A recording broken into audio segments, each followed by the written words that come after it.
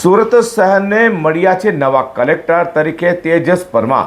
ત્યારે જે વિધિવત રીતે ચાર્જ સંભાળ્યો છે તેજસ પરમારે બનાસકાંઠા જિલ્લાના પાલનપુરના વતની અને 2016 બેન્ચના આઈએએસ અધિકારી અને જૂનાગઢ મ્યુનિસિપલ કમિશનર તેજસ પરમારે પોતાનો સુરતમાં ચાર્જ લેતા તેમને અધિકારીઓ દ્વારા શુભેચ્છાઓ પાઠવવામાં આવી હતી। રાજ્ય સરકાર દ્વારા 72 આઈએએસ અધિકારીઓની બદલીના આદેશ સાથે સુરત જિલ્લા કલેક્ટર તરીકે તેજસ પરમારની નિમણૂક કરાઈ છે।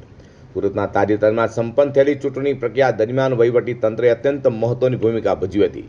ખાસ કરીને એસઆઈઆર એટલે કે ચૂંટણી સંબંધિત કામગીરી અને અન્ય ચૂંટણીલક્ષી પ્રક્રિયાઓમાં ડોક્ટર સૌરભ પારધીના નેતૃત્વમાં તંત્રએ પારદર્શક અને સુવ્યવસ્થિત કામગીરી કરી હતી, જેની સરાહના કરાઈ હતી।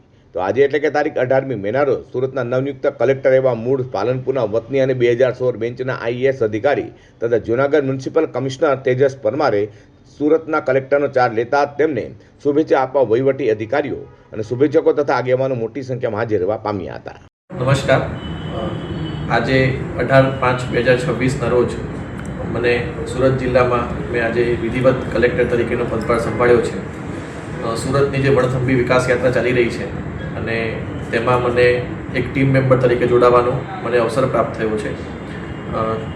સરકારની જે વિવિધ યોજનાઓ છે તે છેવાડાના માનવી સુધી પહોંચે અને લોકોને જે મળતી મૂળભૂત સુવિધાઓ જે કલેક્ટર કચેરી તરફથી અને સરકારના વિવિધ અન્ય વિભાગો તરફથી જે સુવિધાઓ મળે છે તે તમામે તમામ છેવાડાના લોકો સુધી વ્યવસ્થિત રીતે પહોંચે તે માટેનો મારો પ્રયત્ન રહેશે।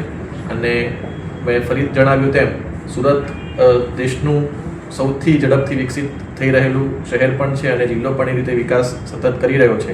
એટલે અમારા અગાઉના જેટલા પણ પુરોગામી કલેક્ટર્સ શ્રી હતા તેમના દ્વારા જે પણ નવી પહેલ કરવામાં આવી છે તેને પણ સતત ચાલુ રાખીને આગળ આપણે વધુમાં વધુ સારા કામ કરી શકીએ તેવો મારો હંમેશા આશય રહેશે અને નાનામાં નાના માણસને મદદ થાય તેવો મારો પ્રયત્ન રહેશે।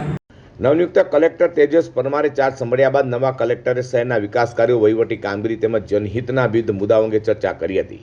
તેમના આગમનથી સુરતના વહીવટી તંત્રને નવી દિશા અને વધુ ગતિ મળશે તેવી આશા વ્યક્ત કરાઈ છે।